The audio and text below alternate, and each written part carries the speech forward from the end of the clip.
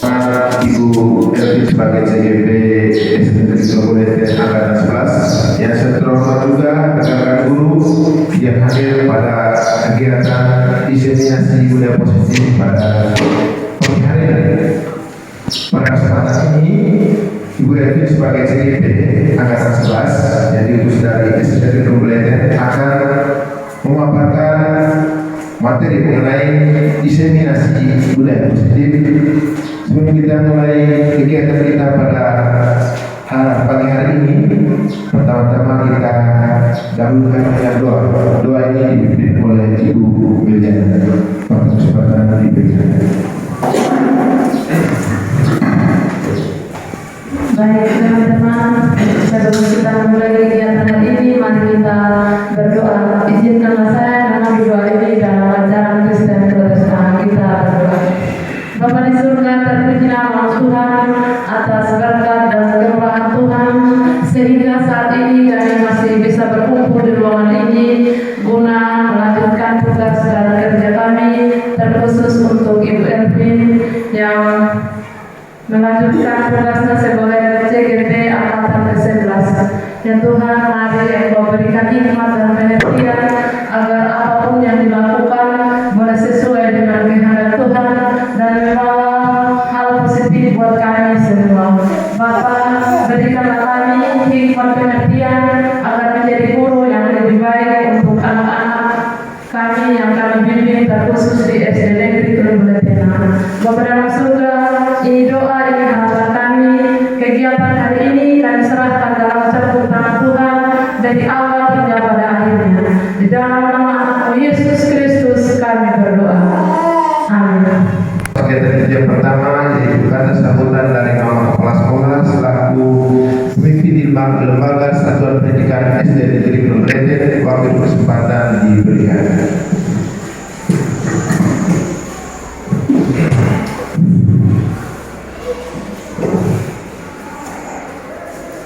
Selamat pagi, Bapak Ibu Guru. Salam. Yang terhormat Pak Risto, yang terhormat Ibu Margareta sebagai calon guru penggerak, dan yang saya hormati Bapak Ibu Guru yang hadir pada saat ini. Pertama-tama mari kita panjatkan syukur kepada Tuhan yang Maha Kuasa, karena dengan rahmat-Nya pada hari ini kita masih menikmati nafas hidup yang Tuhan anugerahkan. Ketika kita menikmati nafas hidup ini, ada banyak cara, ada banyak kegiatan yang kita harus laksanakan. Pertama-tama saya mau menyampaikan, kemarin kita sudah melaksanakan perayaan HUT 17 Agustus 2024 yang ke-79, dan itu adalah bukti kerja nyata daripada guru-guru semua, dan yang lebih terkhusus ada guru penggerak di sini.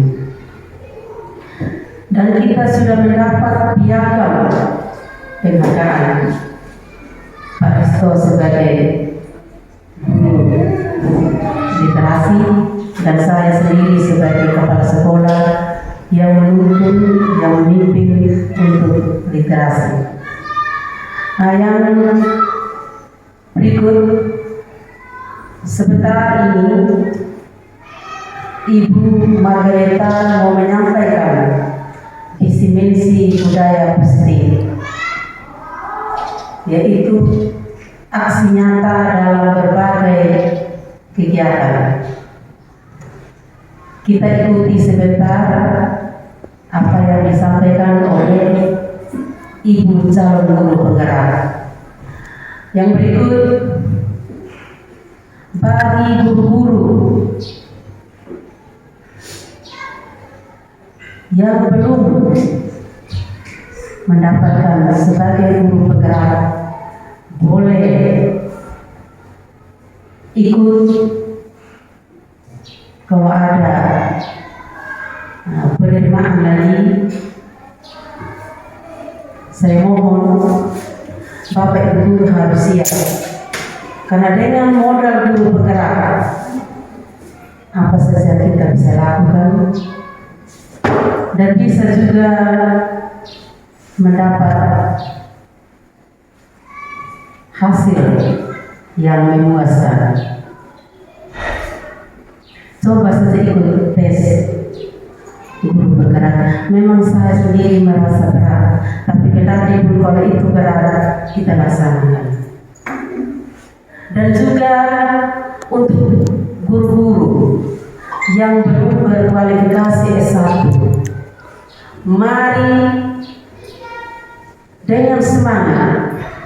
Saya menyatakan tidak lama lagi, kalau bisa guru-guru itu harus S1 semua. Hanya dengan S1 kita bisa berkompetisi mengambil apa yang kita perlu. Nah, berikut silakan Ibu Reta beraksi nyata kepada kita. Kesempatan ini saya berikan dengan seluas-luasnya, dengan kita sebagai guru, rekan kerja, kita kompak bekerja sama. Nah, kita kompak selalu bekerja sama dan Terhormat Bapak Kepala Sekolah dan rekan guru serta Bapak Ibu sekalian, selamat pagi. Apa kabar hari ini? Baik. Semoga kita semua dalam keadaan sehat. Salam kolaborasi. Nah, Bapak Ibu, sebelumnya saya minta maaf saya sudah mengganggu waktu Bapak Ibu. Ya, paling kurang 1,5 jam.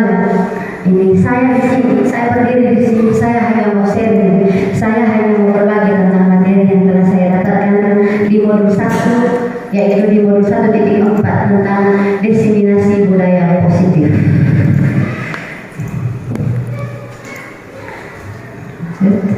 Nah, rancangan kegiatan yang telah saya lakukan, yang pertama dalam penyusunan materi yang saya lakukan adalah pada tanggal 16 Agustus kemarin. Yang kedua, tanggal 16 Agustus juga saya mengkonfirmasi kepada Bapak Kepala Sekolah untuk kegiatan kita aksi nyata kita hari ini. Setelah di grup juga saya sudah mengundang Bapak Ibu untuk mengikuti kegiatan pada hari ini. Sebelum saya melanjutkan materi saya, di sini ada pertanyaan komandi. Di sini pertanyaannya, apakah Bapak Ibu setuju dengan pernyataan yang pertama, hukum dapat mendisiplinkan anak? Apakah Bapak Ibu setuju dengan pernyataan tersebut? Setuju. Kira-kira alasannya kenapa Ibu? Kenapa? Kenapa hukum dapat mendisiplinkan anak? Dibahas. Karena ketika kita yang melakukan anak itu ada tidak disiplin begitu, ketika kita kasih hukuman dia bisa langsung untuk mengkondisikan diri dengan baik. Oke, berarti menurut Ibu Asti hukum itu perlu untuk mendisiplinkan anak. Yang lain mungkin ada yang tidak setuju, Pak Osen, silakan. Baik.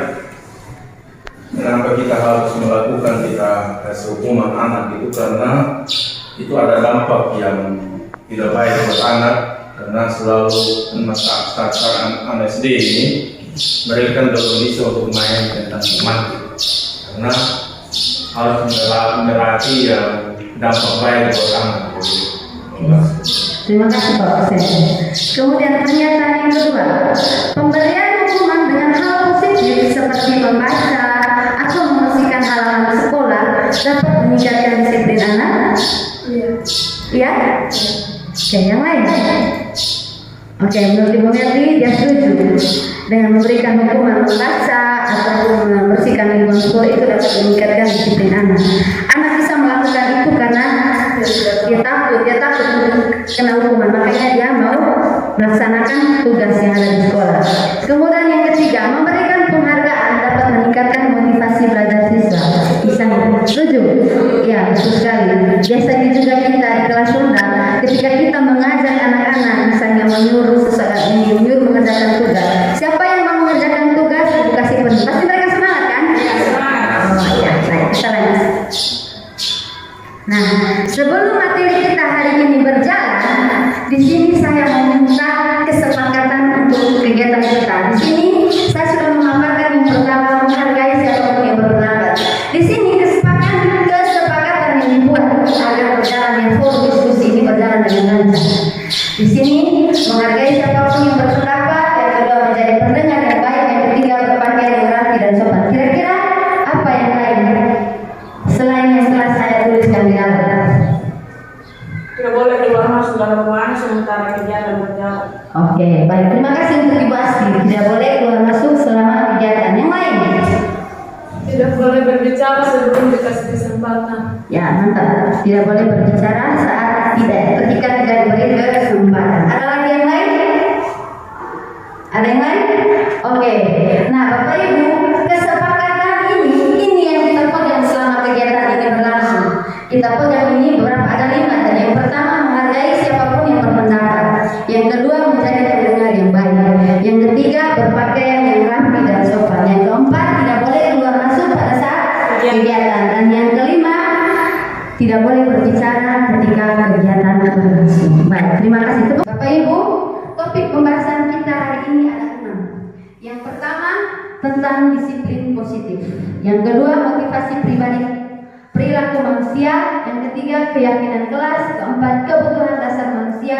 Yang keempat, posisi kontrol. Dan yang kelima, segitiga restitusi. Materi-materi ini yang akan saya bagikan, yang saya akan sharingkan dengan Bapak Ibu guru pada kesempatan.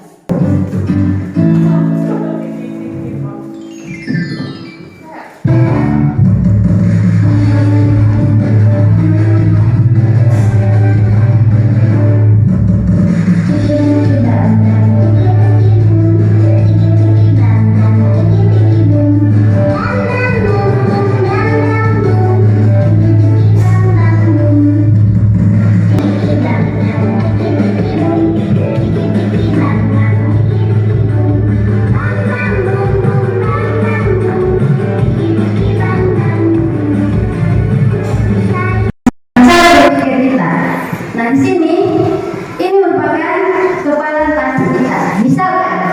Misalkan ada sesuatu benda yang sangat berharga untuk kita. Nah, benda berharga itu kita genggam di kita punya tangan. Nah, menurut Bapak Ibu, apakah genggaman yang Bapak Ibu pegang itu bisa diambil oleh orang lain? Bisa tidak? Tidak bisa. Karena itu merupakan barang yang sangat berharga.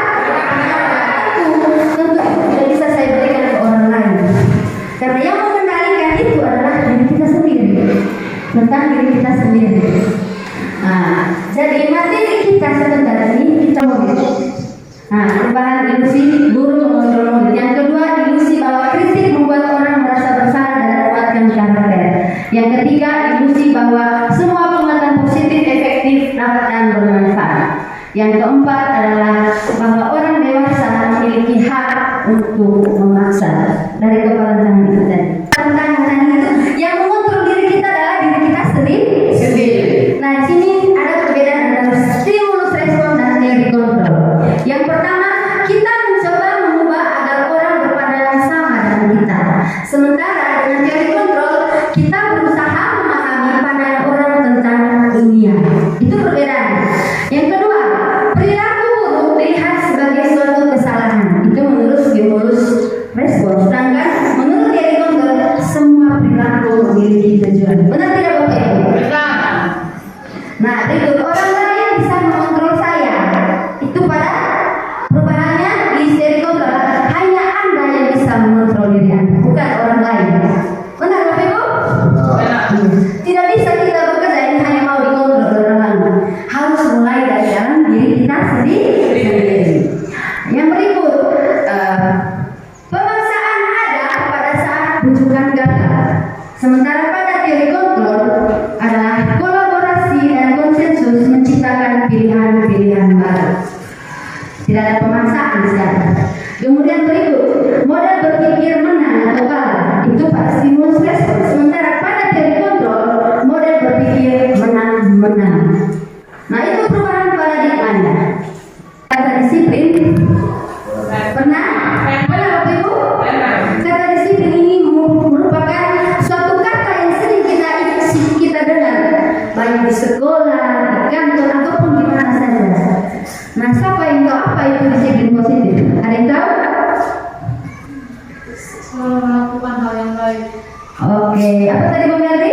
Selalu melakukan hal-hal yang baik. Yang lain? Disiplin positif. Disiplin berasal dari kata disiplin, yang artinya belajar. Disiplin mengacu pada disiplin diri, yang memiliki tanggung jawab terhadap apa yang dilakukannya dan berdasarkan nilai-nilai yang diyakini. Inilah yang dimaksud dengan disiplin positif. Disiplin positif merupakan salah satu cara penerapan untuk menumbuhkan kesadaran serta memberdayakan peserta didik tanpa imbalan atau penghargaan atau reward, ancaman atau hukuman. Selama ini kita identik itu disiplin dengan sesuatu yang sudah melanggar aturan. Dan disiplin positif ini berkaitan dengan tata tertib. Benar Bapak Ibu? Nah, disiplin positif itu merupakan salah satu penerapan untuk menumbuhkan kesadaran serta memberdayakan peserta didik tanpa mendapat imbalan. Apakah dalam diri Bapak Ibu punya keyakinan seperti ini? Saya mau disiplin apabila ada imbalan. Ada yang begitu? Ada yang berpikiran seperti itu? Untuk apa Bapak Ibu disiplin? Nah, disiplin itu untuk diri kita sendiri agar kita bisa menemukan nilai-nilai karakter dalam diri siswa.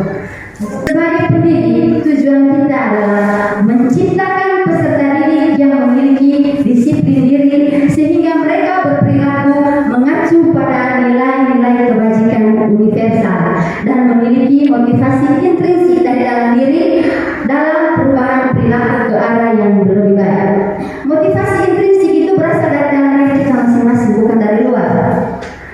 Nah, tugas kita tadi adalah untuk menciptakan peserta didik yang memiliki disiplin diri sehingga mereka berperilaku mengacu pada nilai-nilai kebajikan universal. Nilai-nilai kebajikan universal itu apa saja Bapak Ibu? Ada kejujuran, kerjasama, dan masih banyak lagi nilai-nilai kebajikan. Nilai kebajikan itu muncullah ini profil pelajar Pancasila.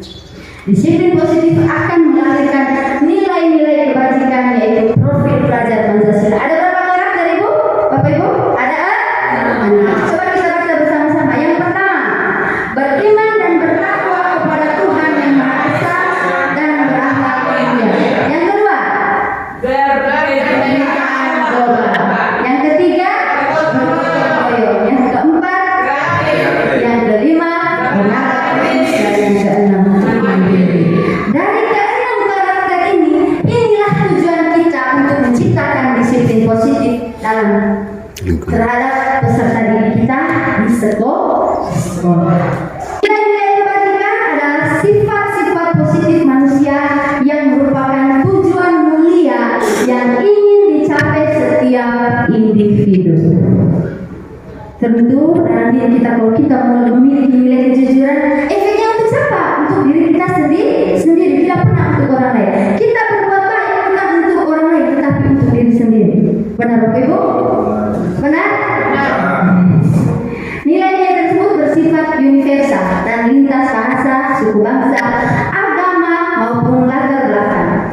Setiap perbuatan memiliki tujuan. Ini menurut Dr. William Glasser pada teori kontrolnya.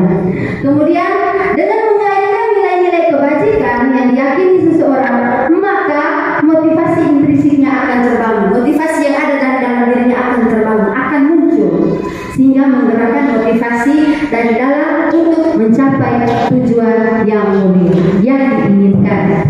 Nilai-nilai kebajikan ini dicapai oleh setiap anak yang kita kenal dengan apa sekarang?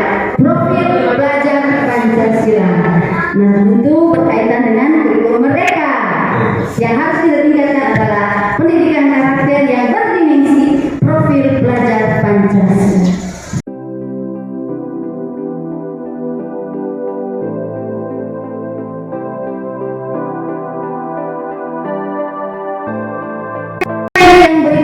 tentang motivasi perilaku manusia. Bapak Ibu Guru, motivasi perilaku manusia ini ada 3. Yang pertama, untuk menghindari ketidaknyamanan atau hubungan atau hubungan. Jadi yang kedua, untuk mendapatkan imbalan ataupun penghargaan dari orang lain. Nah, yang ketiga, untuk menjadi orang yang merasa diinginkan dan menghargai diri sendiri dengan nilai-nilai yang mereka percaya. Bagaimana menurut Bapak Ibu tentang 3 opsi di dalam?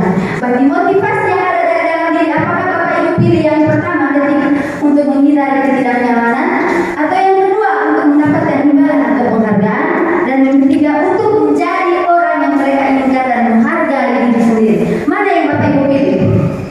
Ketiga. Yang ketiga. Tepuk tangan untuk Pak Okse. Untuk kita pilih yang ketiga, kita bisa menjadi orang yang diinginkan dan menghargai diri sendiri dengan nilai-nilai yang kita percaya. Nah, di sini kira-kira yang pertama, mencatat 100 kali di dalam buku kalimat, saya tidak akan terlambat lagi karena terlambat ke sekolah. Menurut Bapak Ibu, ini konsekuensi atau hukuman? Saya mencatat 100 kali di dalam buku kalimat, saya tidak akan terlambat lagi karena terlambat ke sekolah. Bagaimana Bapak Ibu? Ini merupakan hukuman atau konsekuensi? Konsekuensi. Konsekuensi. Oke, dan Bapak Ibu menurut Bapak Ibu adalah konsekuensi. Yang kedua, lari mengelilingi lapangan basket 2 kali karena terlambat hadir di sekolah. Konsekuensi atau hukuman? Hukuman. Benar ya? Konsekuensi hukuman. Yang ketiga, murid diminta untuk push up selama 15 menit karena tidak menggunakan masker ke sekolah. Hukuman. Hukuman. Oke, yang berikut, menggantikan kertas tugas teman yang telah dicoret-coret. Konsekuensi. Berikut, membersihkan tumpahan air di meja tulis karena tersenggol pada saat belajar. Hukuman atau konsekuensi? Hukuman. Oke, berikut, murid disuruh untuk tidak menggunakan sepatu seharian di sekolah karena tidak menggunakan sepatu hitam. Apa itu Bapak Ibu?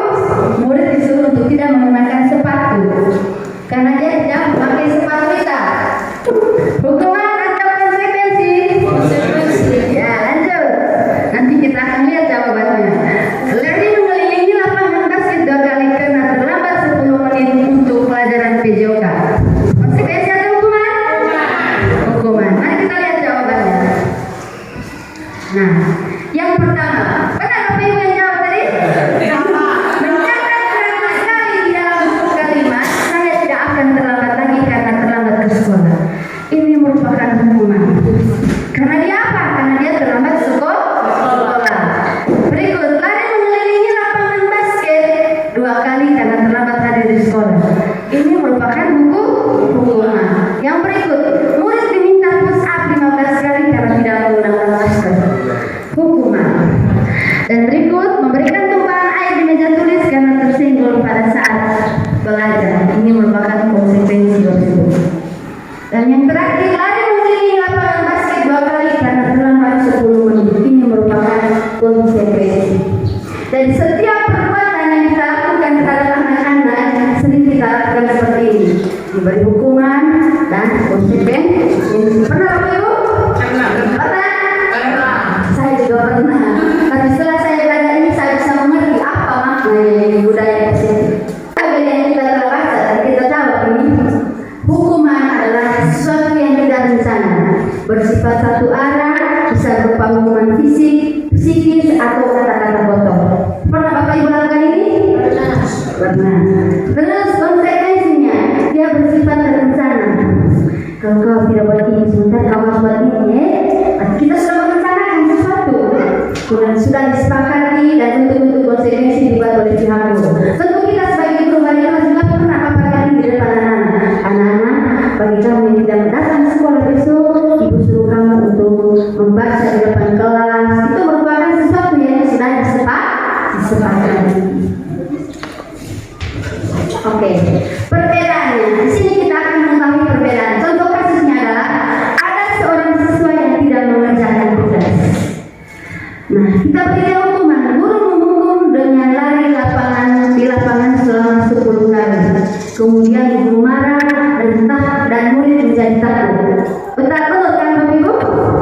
ketika kita kasih hukuman ke anak-anak pasti takut dan mereka ada rasa mau melawan dalam diri mereka.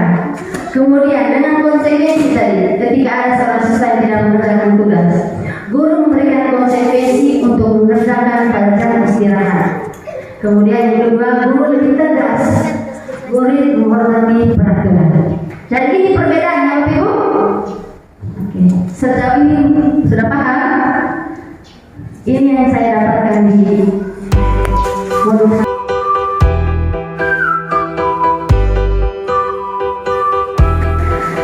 Ada yang pernah buat keyakinan kelas?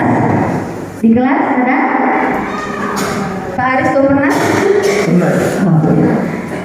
Di kelas saya sendiri juga saya pernah melaksanakan kegiatan ini di dalam kelas.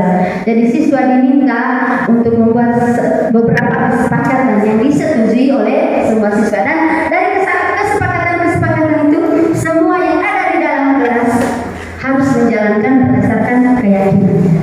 Nah, pengertian keyakinan kelas adalah kesepakatan murid tentang kelas impian, budaya dan disiplin yang mereka terapkan. Itu yang dimaksud dengan keyakinan kelas. Dan tujuan dari penerapan keyakinan kelas banyak sekali manfaatnya bagi siswa. Yang pertama, menumbuhkan keterlibatan murid dalam membentuk keyakinan kelas. Biasanya kita panggil anak kita tanya jawab dengan anak-anak di kelas, kita tanya kepada mereka. Kemudian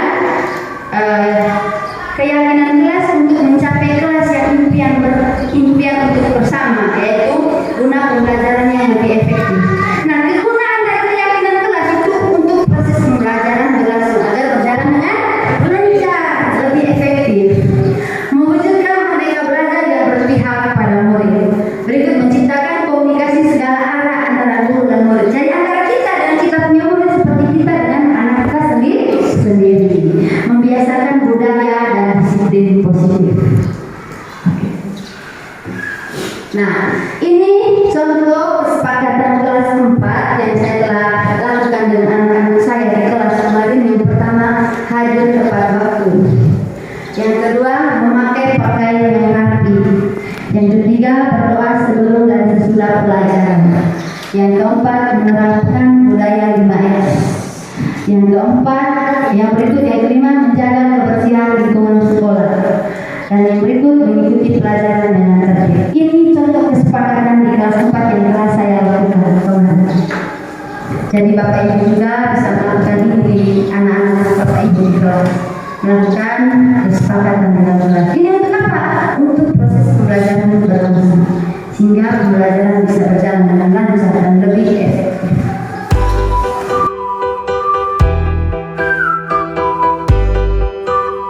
Kita masuk ke materi kebutuhan dasar manusia.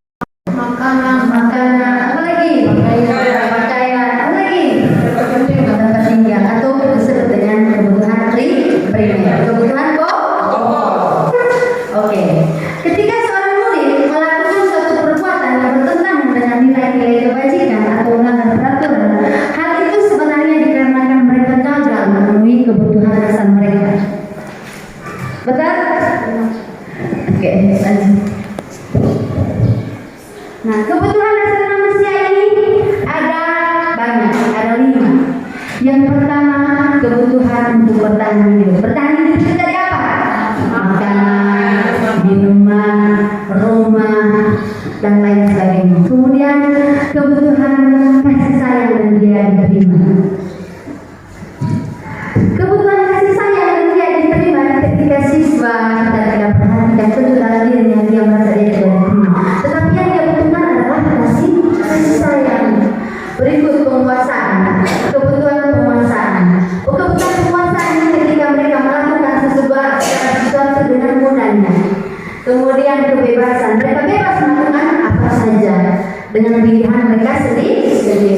Kemudian kesenangan, mereka mau melakukan apa itu karena mereka membutuhkan kebahagiaan dalam diri mereka. Ini kebutuhan dasar manusia. Nah, penjelasannya Bapak Ibu, bertahan hidup. Kebutuhan bertahan hidup adalah segala sesuatu yang sangat penting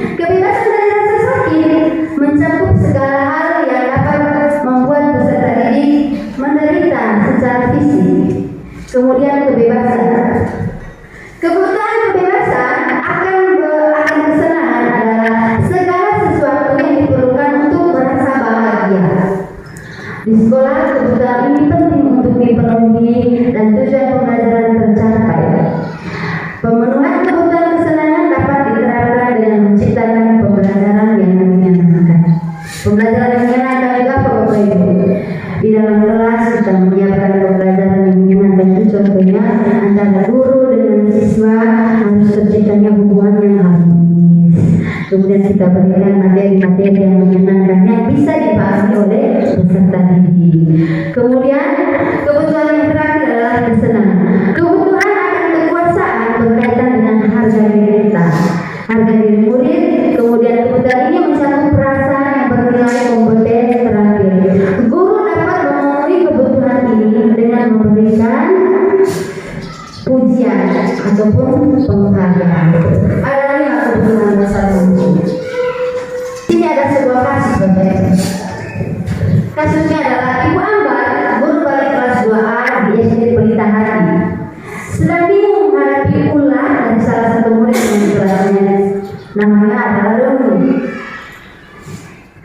Beberapa anak di kelas 2A telah datang padanya dan mengeluhkan Doni yang seringkali meminta bekal makan siang mereka dengan paksa. Jika Anda menghadapi situasi seperti Ibu Ambar, Ibu Ambar adalah balik kelasnya Doni tadi, apa yang Anda lakukan? Menurut Anda kira-kira apa alasan Doni melakukan hal itu? Dari kebutuhan dasar manusia tadi. Ada yang tahu? Ketika ibu jadi wali kelas, seperti Ibu Ambar menghadapi siswa seperti Doni, apa yang dapat Ibu lakukan? Ayo Bapak Ibu, Kita masih ada dulu di alam oke, angkat tangan Bapak Ibu. Ibu Ambar Bagi Doni untuk mendengarkan pendekatan. Oke, lakukan yang terkait. Dari sisi pemaksaan untuk mendapatkan Makan. mungkin dia dari sisi kurangnya kesiapan dari kedua si anak. Oke, yang lain Bapak Ibu. Oke, Ibu Mary. Pertama mungkin kita bisa dekati orang tuanya. Yang kedua kita nasihati Doni supaya dia bisa membawa bekal juga. Karena tadi kita dekati orang tua, anak ini sering memaksa temannya untuk mengambil makanan. Oke, terima kasih. Bukan untuk kita semua. Tentu sebagai guru kita sudah pernah mengalami masalah seperti ini yang dialami oleh kasus Ibu Ambar ini. Menghadapi siswa yang seperti Doni, suka memaksakan mengambil makanan-makanan di lingkungannya. Oke, di sini ada beberapa alasan Doni melakukan hal ini. Yang pertama, karena Doni lapar. Doni membutuhkan apa? Makanan. Membutuhkan makanan untuk apa? Bertahan hidup. Itulah kebutuhan manusianya tadi. Dia membutuhkan itu makanan untuk bertahan hidup. Karena ia lapar dan orang tuanya tidak membawakannya bekal makan siang.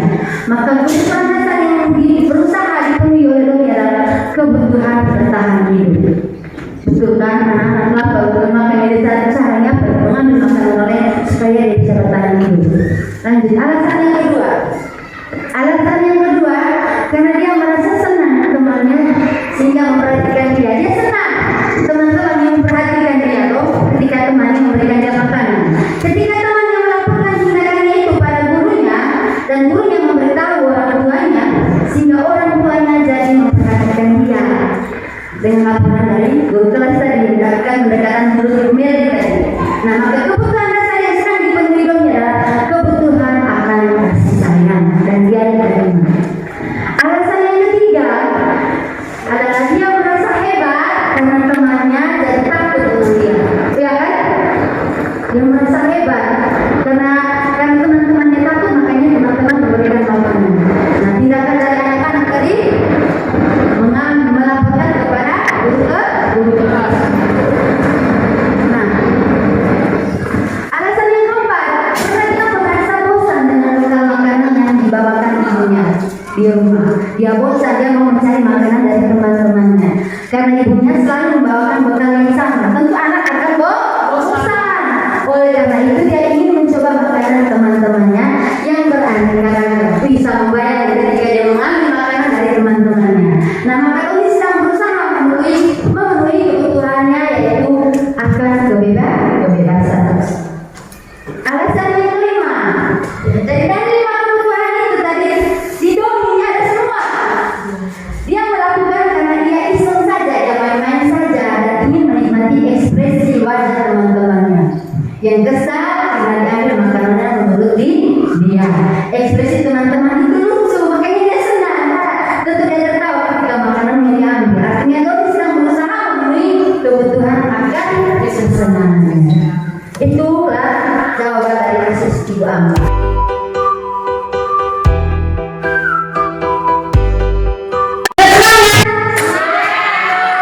Terima kasih. Kita masuk di materi berikutnya, yaitu posisi kontrol restitusi. Posisi kontrol ini ada 5. Posisi kontrol kita sebagai guru. Di sini ada posisi kontrol sebagai penghukum. Posisi kontrol sebagai penghukum adalah seorang penghukum tidak saja menggunakan hukuman fisik maupun verbal. Misalnya ketika ada masalah di dalam kelas, ada kasus anak tidak mengerjakan tugas, kita langsung marah dengan dia dengan kata-kata, dengan verbal maupun dengan hukuman fisik. Dan bisa saja ambil ini kita pukul. Itu yang dikatakan dengan posisi kontrol penghukum. Yang kedua, membuat orang merasa bersalah. Itu posisi kontrol yang kedua. Biasanya guru akan bersuara lebih lembut. Dia tanya, kenapa? Itu posisi kontrol merasa bersalah. Yang ketiga, posisi kontrol menjadi teman. Guru pada posisi ini tidak akan menyakiti murid, namun akan tetap berupaya mengontrol murid melalui persuasi. Berikut, posisi kontrol sebagai pemantau atau monitor. Memonitor berarti mengawasi setiap tingkah laku dari peserta. Dan yang terakhir adalah posisi kontrol sebagai manajer.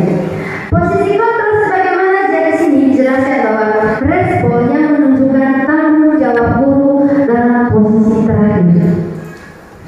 Yang menunjukkan tanggung jawab posisi guru terakhir yaitu adalah manajer. Posisi manajer ini merupakan adalah posisi mentor di mana guru berbuat sesuatu bersama dengan murid, mempersilahkan murid untuk mempertanggungjawabkannya perilakunya, kemudian mendukung murid agar dapat menemukan solusi dari permasalahan itu sendiri. Misalnya ketika ada permasalahan di dalam kelas, misalnya ada yang berkelahi di dalam kelas, ada 2 orang berkelahi. Tugas guru sebagai manajer adalah memanggil, menanyakan mereka tentang apa masalahnya, kemudian apakah kasus atau permasalahan mereka berkaitan dengan keyakinan kelas atau tidak, kemudian meminta siswa untuk menyelesaikan sendiri dan mempertanggungjawabkan segala perbuatannya. Nah, dari 5 posisi kontrol ini Bapak Ibu, mana yang Bapak Ibu pilih?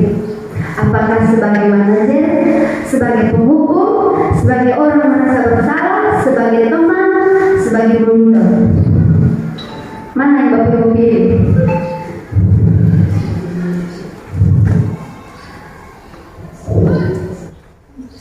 Meminta siswa untuk mempertanggungjawabkan kesalahan.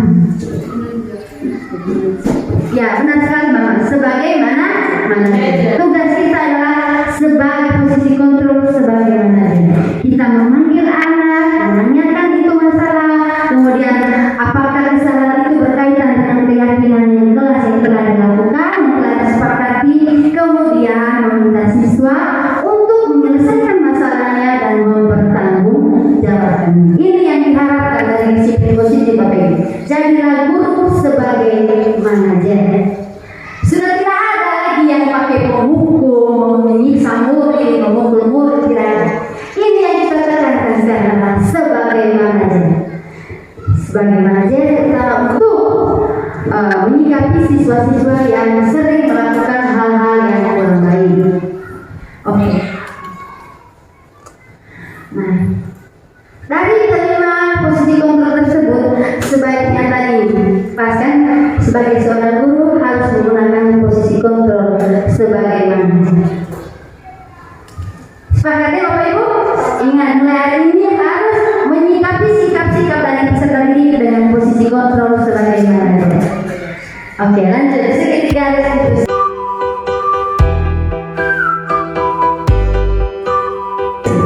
Ada yang berapa di dalam Bapak Ibu? Segitiga. Namanya segitiga restitusi.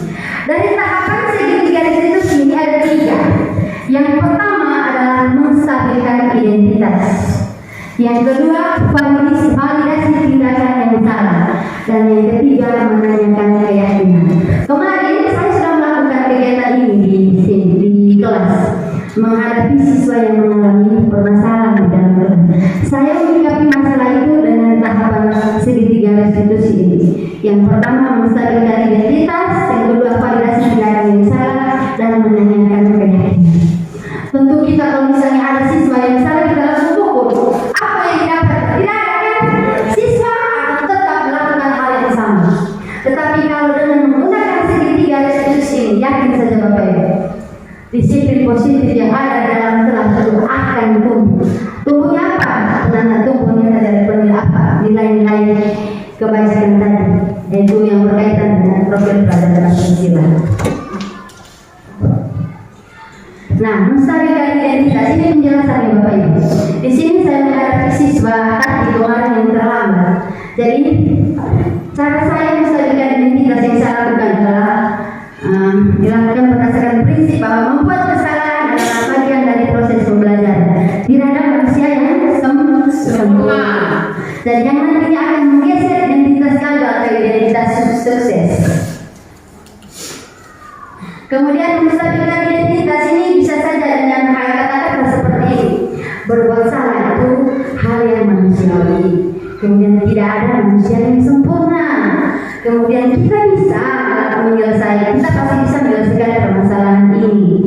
Bapak Ibu tidak tertarik untuk mencari tahu siapa yang benar. Di sini di posisi kontrol di melestarikan identitas ini, Bapak Ibu punya tugas tidak boleh mencari tahu kesalahan siswa itu benar atau salah. Siapa yang salah? Bapak Ibu lebih tertarik untuk langsung menyelesaikan masalah. Tidak seperti di kantor polisi langsung siapa yang salah, atau di kantor desa langsung kita pergi ada itu yang salah. Tapi tugas kita di sekolah adalah menyelesaikan masalah, bukan untuk mencari benar atau salah. Berikut, kalau kamu menyalahkan diri sendiri terus, menyalahkan diri sendiri secara terus-menerus, apakah kamu bersikap baik pada diri sendiri? Tidak. Ingat, berbuat baik bukan untuk orang lain, tapi untuk diri sendiri. Nah, tahapan yang kedua, validasi tindakan. Kita langsung tanya dia, kamu pasti punya alasan mengapa melakukan. Kemudian, apakah yang kamu lakukan itu penting bukan bagi kamu? Kemudian, kamu boleh tetap berusaha menjaga sikap itu, tapi tambahkan sikap lain yang baru lagi. Kemudian, maukah kamu belajar cara lain untuk mendapatkan yang kamu butuhkan tanpa harus memukul? Tidak boleh memukul. Pokoknya hukuman itu dalam-dalam, tidak boleh pakai pemukul. Saya paham sampai kesadaran juga saya sadar. Selama ini saya juga sering mental ada siswa, tapi dengan mengikuti kegiatan ini, proses pembelajaran di guru penggerak bisa memahami pentingnya budaya di sekolah. Di validasi di tahapan yang ketiga, menanyakan keyakinan. Nah, menanyakan keyakinan yang dilakukan adalah memberikan pertanyaan bermakna kepada murid atau anak untuk memunculkan motivasi dari dalam dirinya atau motivasi intrinsik sehingga mampu mengaitkan keyakinannya dengan tindakan yang salah. Kita tanya dari dalam apakah sikap itu sudah benar, sudah ada dalam diri kalian. Ini yang dimaksud dengan menanyakan keyakinan.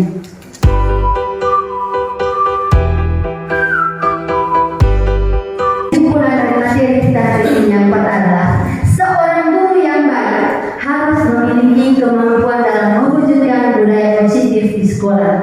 Budaya positif tersebut dapat dijalankan dengan menerapkan konsep-konsep yang telah kita pelajari tadi, yang telah saya paparkan tadi, yaitu yang pertama disiplin positif, motivasi perilaku manusia, keyakinan kelas, kebutuhan dasar manusia, posisi kontrol, dan segitiga restitusi.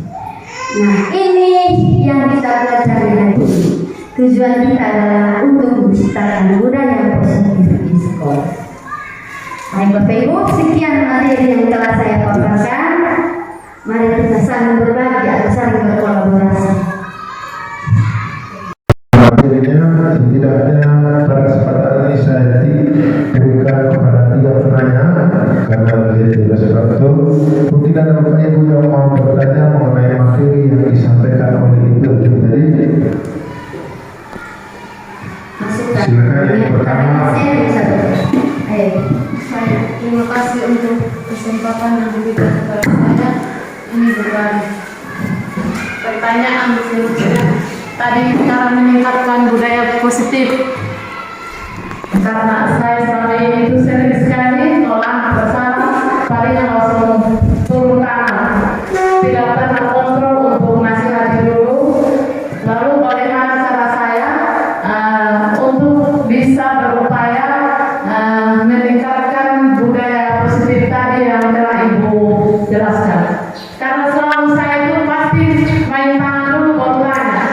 tidak tanya dulu.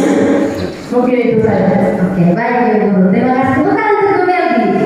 Nah, dari yang saya jelaskan, Ibu Melgi sudah menyadari apa yang telah dilakukan. Pengalaman Ibu Melgi ketika ada siswa yang salah, Ibu Melgi langsung marah atau curi. Nah, singkatan itu dalam kita belajar materi tadi, kita pahami bahwa itu tidak akan menumbuhkan nilai karakter dalam diri siswa.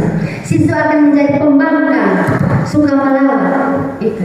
Jadi dengan sikap-sikap menjadi guru yang memiliki posisi kontrol sebagai manajer, jangan langsung pukul ketika mengenal ini siswa ada masalah, tapi tanyakan dia baik-baik, kemudian meminta dia menyelesaikan masalahnya dan dia bertanggung jawab atas kasusnya yang telah dilakukan. Baik, mungkin ada yang lain. Ya, terima kasih atas waktu dan kesempatannya yang diberikan kepada saya. Dari materi yang Ibu Elvin sudah paparkan, saya sangat berterima kasih dan kami semua yang hadir sebagai guru, tentunya dengan hal-hal yang tidak diinginkan selama ini, dengan sendirinya pasti kami telah lakukan. Tapi dengan materi hari ini, kami sadar bahwa apa yang kami lakukan selama ini sangat bertentangan dengan tentang materi hari ini yang tentang budaya positif. Ada satu hal yang saya ingin tanyakan, mohon untuk diperlihatkan kembali, ditanyakan kembali, itu tentang sebagai penguasaan tadi, gitu. Itu maksudnya kira-kira seperti apa? Terima kasih Pak Amina telah menanyakan tentang kebutuhan dasar manusia tentang penguasaan. Nah, penguasaan manusia di sini adalah kebutuhan akan kebebasan menjadi dua kategori ya, yaitu yang kebebasan dari rasa sakit, kemudian kebebasan memilih kebebasan dari rasa sakit mencakup hal-hal yang membuat peserta menderita secara fisik dan psikologis. Nah, di sini penguasaannya maksudnya ini, misalnya ada siswa yang sakit, tapi dia membutuhkan supaya dia punya kebebasan dari rasa sakit itu ini apa? Tidak menderita begitu saja dia.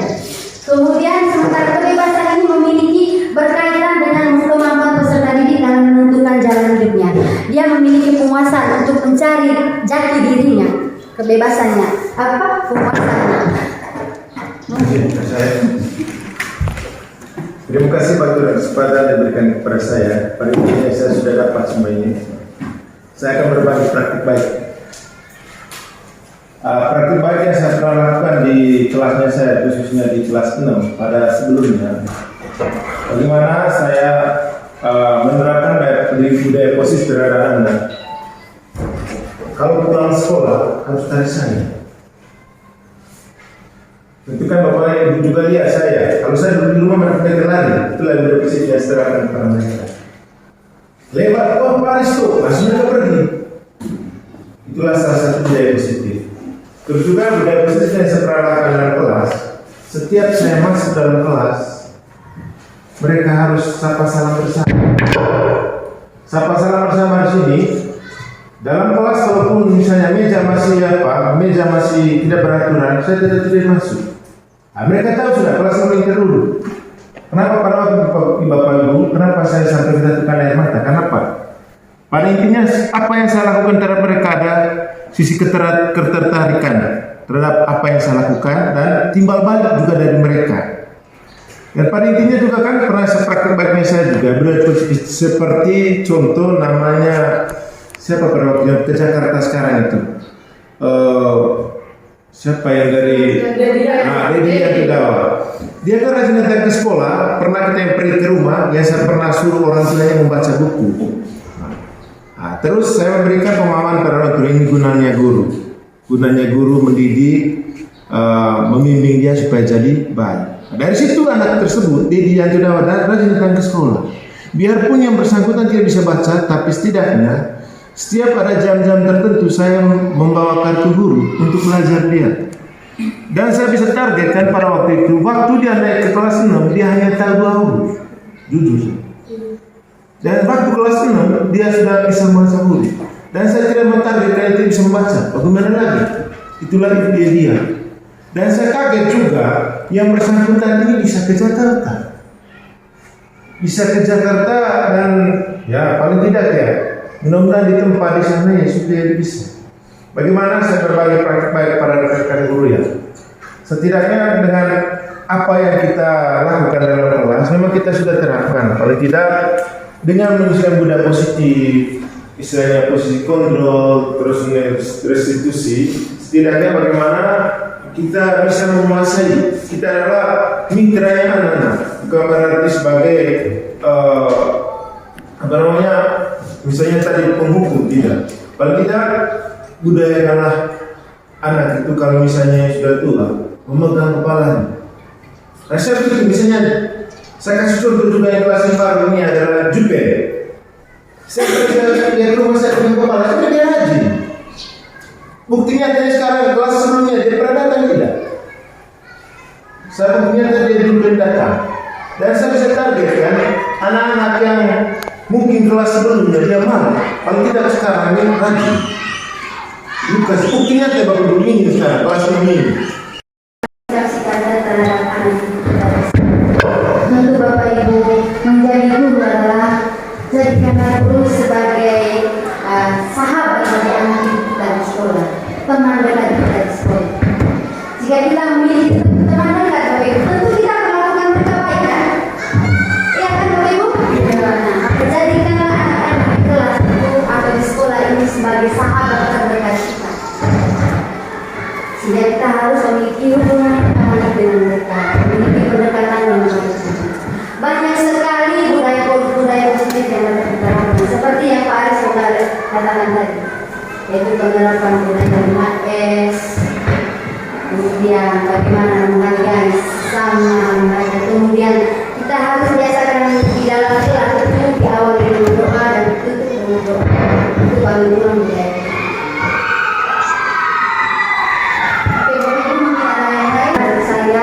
Saya mengucapkan terima kasih kepada Mama Kepala Sekolah dan rekan-rekan guru yang sudah menyediakan waktu yang sedikit untuk berdiskusi atau sharing bersama terkait materi yang saya bawakan ini. Kita saling berkolaborasi, saling bekerja sama, terutama untuk menumbuhkan nilai-nilai karakter dalam diri siswa. Tujuan kita adalah untuk memberikan peserta didik yang memiliki profil pelajar Pancasila. Kita saling bekerjasama dan saling berkolaborasi. Akhir kata saya mohon maaf jika dalam kegiatan ini tadi ada hal yang kurang berkenan di hati Bapak Ibu. Sekian dan terima kasih.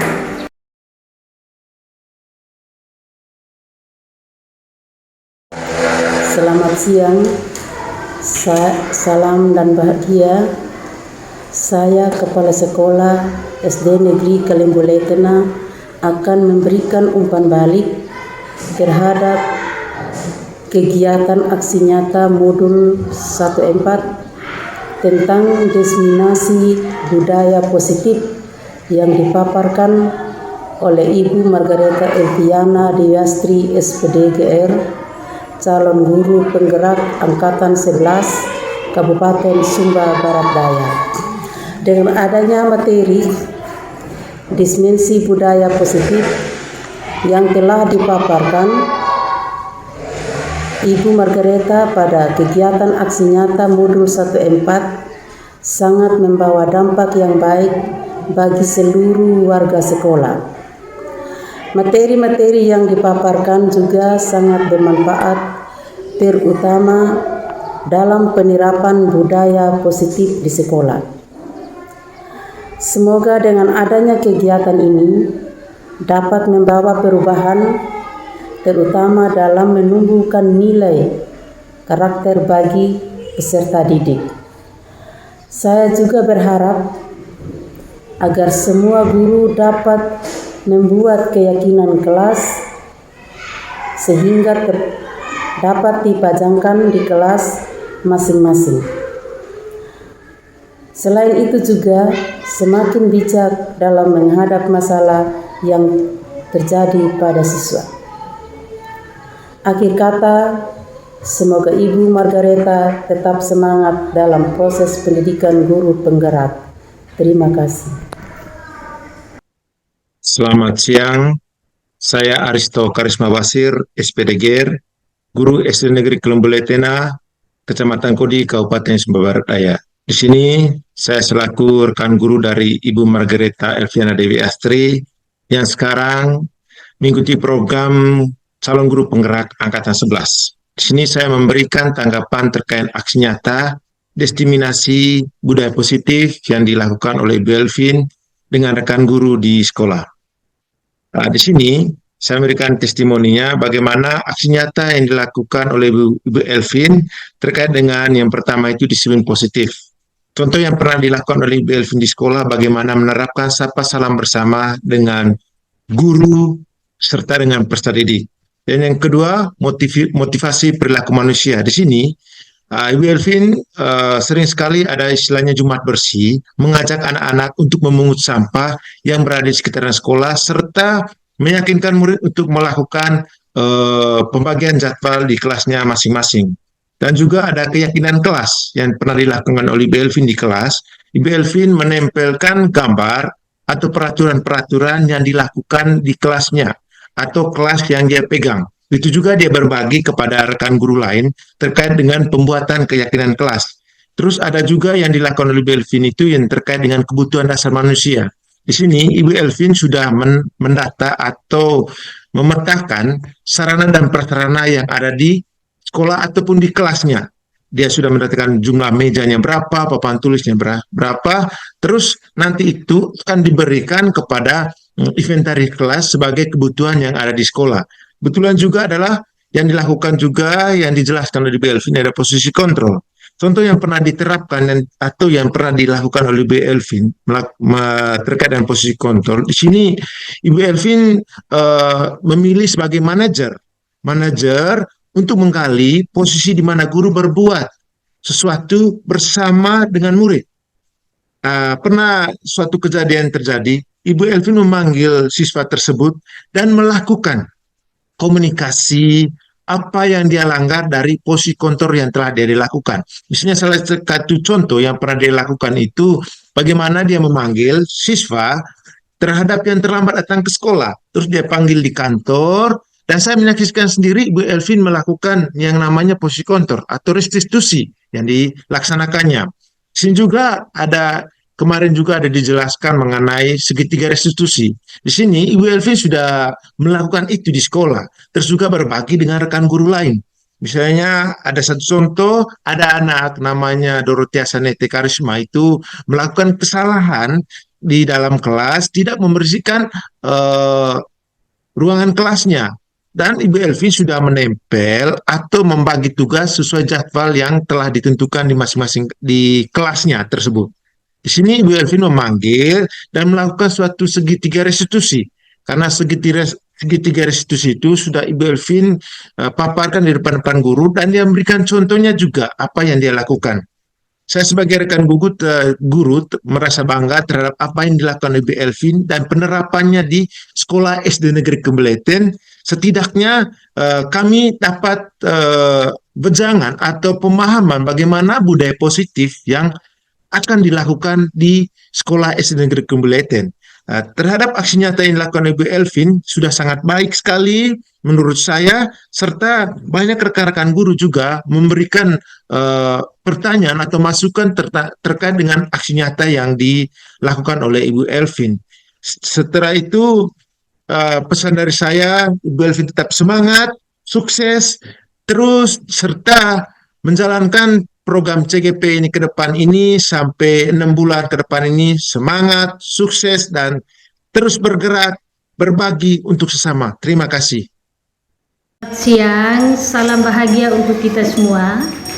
Saya sebagai rekan guru dari Ibu Margareta CGP Angkatan 11 dengan aksi nyata materi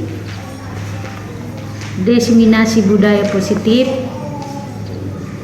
saya sangat berterima kasih dan sangat bersyukur dengan paparan materi ini. Saya bisa merubah dan belajar dari materi ini untuk merubah cara mengajar untuk mendidik anak dari cara-cara sebelumnya. Dengan paparan materi ini sangat membawa dampak yang positif bagi warga belajar dalam lingkup sekolah SD Negeri Kalembu Leten. Semoga dengan adanya kegiatan dapat membawa perubahan terutama dalam nilai-nilai karakter bagi peserta didik. Akhir kata, semoga Ibu Margareta tetap semangat dalam proses pendidikan guru penggerak. Selamat berjuang, semoga berhasil. Sekian dan terima kasih.